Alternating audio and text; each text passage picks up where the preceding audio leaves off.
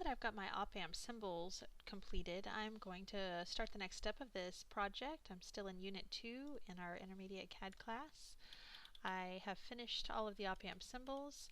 I've closed out the op-amp symbols drawing, and now we're going to draw the op-amp. So what we're going to be doing in this project is we are going to start the drawing from scratch. We're going to create layers. We're going to use the Design Center to create a tool palette for the op-amp symbols, and we are going to XREF in the grid and get your layout set up the way that you need it. Alright, so step 1, start a new drawing based on acad.ddbt and then create the layers that you see below. Now the layers that we have below, it does give us a color here, and it does not matter if you use that color or not. Since we're printing in black and white, this it could be any colors that you choose. It doesn't matter if you have a different color palette that you like.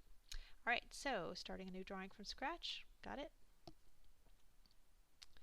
And we do need to save it as, so File, Save As. We need to save it as the op-amp schematic. I've already got this guy, I'll just save over it. And okay, so I've saved it into my home directory as the op-amp schematic. Next I need to create the layers. So I'm going to go Home, Layer Properties, and we're going to create new layers. So border, circuit, and like I said, it doesn't matter what layers you choose. So border, it says to leave it at white. It says to set the line weight to 0.6. Circuit, set the line weight to 0.3.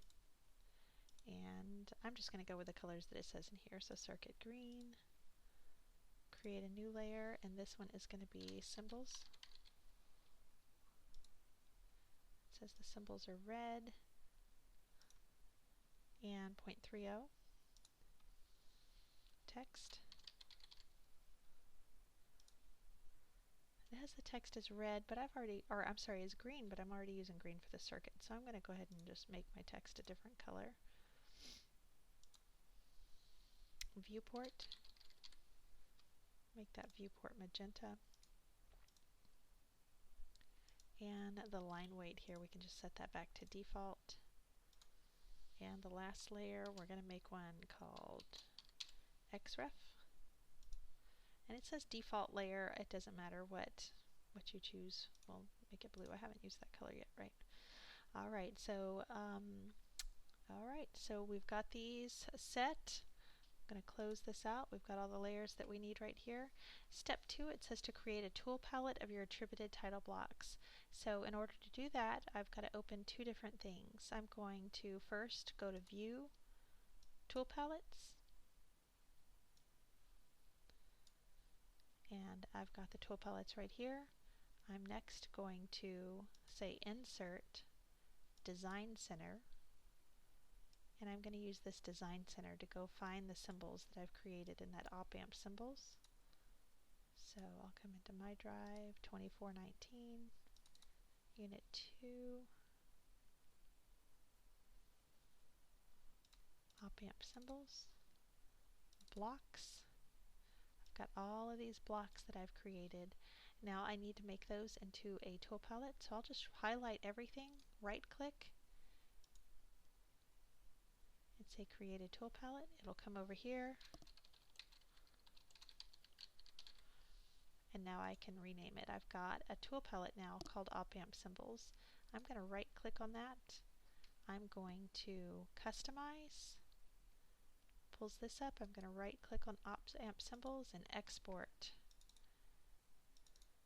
And I've already done this once before, but I'll just save over it and close. What's nice about doing that is I've now exported that tool palette. Your instructor may opt for you to turn in your XTP file along with your op-amp drawing for a grade, but it's also nice because if you ever lose it for some reason, you can always import it back in. So it's a good idea once you've created tool palettes to export them so you have access to them later. Before I close this out, it also wants me to come in here and go to my text styles and drag and drop Arial into the drawing. Now it doesn't look like anything happens when I do this, but if I go check out under Annotate, I do now have a text style called Arial. And I went went ahead and set that Arial Textile current. So we're good. We've got this set up the way that we need it. The next step is we're going to actually get started on the drawing itself. So we're going to XREF in a grid that we're going to use to help us draw out the op-amp schematic. Before I do that, I'm going to turn off the grid that AutoCAD has. So it's this guy right here. F7 will also do it. Turn off the grid that AutoCAD has. I'm going to set my XREF layer current, and I'm going to click on Insert and Attach. We're going to attach the grid underlay drawing. So go into your Unit 2 folder, Grid Underlay, and I'm going to uncheck where it says Specify on Screen so that it comes in at 0, 0. And that's it. So I've got this grid underlay as an attached XREF. I'm going to click on it once, and you can see that it's an XREF. XREFs come in. They almost function like a block in that when you select it, the whole thing selects. We are not opening up the grid underlay drawing or copying it into this drawing. The only way you're using the grid underlay is to XREF it in. So if you have opened the file at all, you don't need to do that. Do not open the grid underlay file. Just XREF it into yours. The next step, it tells us to go into the layers and freeze everything except all of the XREF layers except Grid Underlay 2.0. Oops. So leave 2.0 on. Leave your layers on too. The only ones we're freezing are the Grid Underlay layers except 2.0. And that 2.0 is a 2-inch grid. And so what that's going to do for us is it's going to leave these little squares. Each one of these squares represents 2 inches by 2 inches. So what it wants us to do next is the XClip command. And with the XClip command, and I can find that under Insert, Clip, you select the XREF that you want to clip. We're going to create a new boundary. We're going to make it rectangular. And we're going to start here. It says to make it 26 by 26. And when you do that, really you just have to count off 13 squares. Since it's a 2-inch grid, we need 13 squares to make it 26 by 26. And we've got it. So we've just created a new XREF in this drawing. We've clipped it down to the size that we need it. One cool thing that you can do with XREFs is you can actually set the layer fade and make the whole entire XREF kind of fade off into the background. So that's something that you might want to consider doing. Another thing that you can do is highlight it, right click, draw order, and say send to back. That way all of your layers will come in on top of that grid as you're ready to draw. So once we're done with that, we've got this thing taken care of. We've faded it out into the back. We've clipped the XREF after we inserted it. When you're ready, you're going to start drawing the circuit. So you'll actually draw the circuit on the circuit layer, and you're going to use these lines as just a guide. So you can come in here and just start drawing your circuit. I'm not actually going to draw the whole thing. You guys can do that. With your symbols, you're going to set your symbols layer current, and then you'll just drag and drop whatever symbols you need into the drawing wherever it is that you need them. They're attributes, they're attributed blocks, so that it'll prompt you to fill it out. Remember, we made these guys dynamic. When you're doing this though, be sure and move that text out of the way if you need to. Resistors. Put those into place. Those aren't really where they need to be. I'm just putting them in just so you can see how to do this. All right. So once you've completed your drawing, you're going to come to the layout, and we're going to go ahead and get that layout set up. I'm going to click on Layout 1. The easiest way to do this, I know that the book, your worksheet says to go in here and right click and go into the page setup and set your page up, and then you have to draw a border and you have to insert your title block. But the easiest way to do this is this. We're just going to go into Insert, Design Center,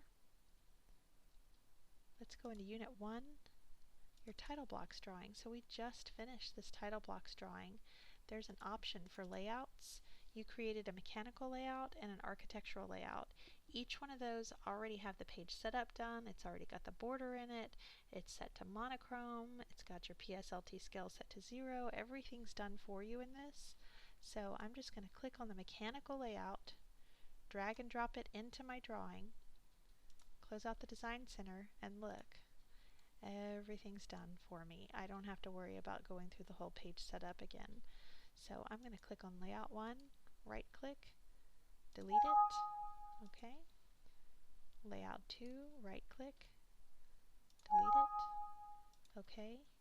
And this isn't mechanical anymore, this is my op amp. Alright, so I've got the layout set up the way that I need it. Mechanical title block, I'm going to change all the names here, so this will be all caps.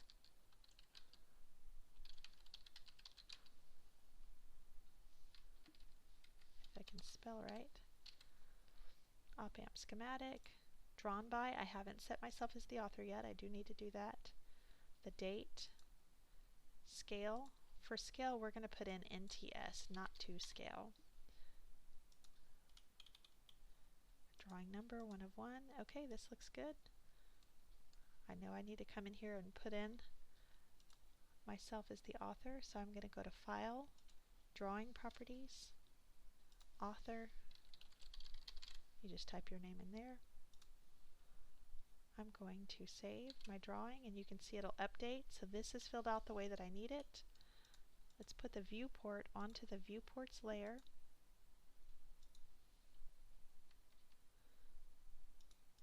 And with this viewport, since it's just one, you can actually stretch it completely off the page if you want to. We'll go into model space, turn off the grid that comes with it, and your drawing would be here. I don't have that drawing done. I'm not going to have a video of how to do the actual drawing. This is just helping you with getting your page set up. So you'll do the actual drawing based on the check print that you've been given. Once this looks good, you're going to set the scale to whatever it is. That's why we put NTS. So just make it look like it fits on the page. You don't want it too big or too small. When you're done, you're going to lock that viewport.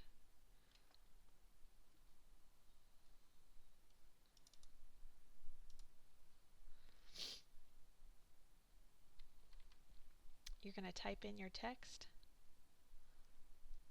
So we'll go to Annotate, Single Line Text.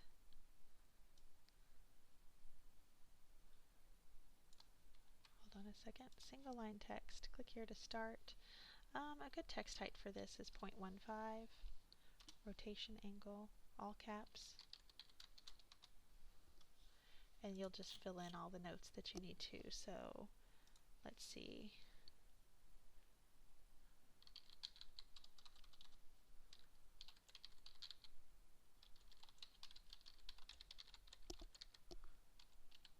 Resistor values are in ohms. U.O.S, and that stands for unless otherwise stated.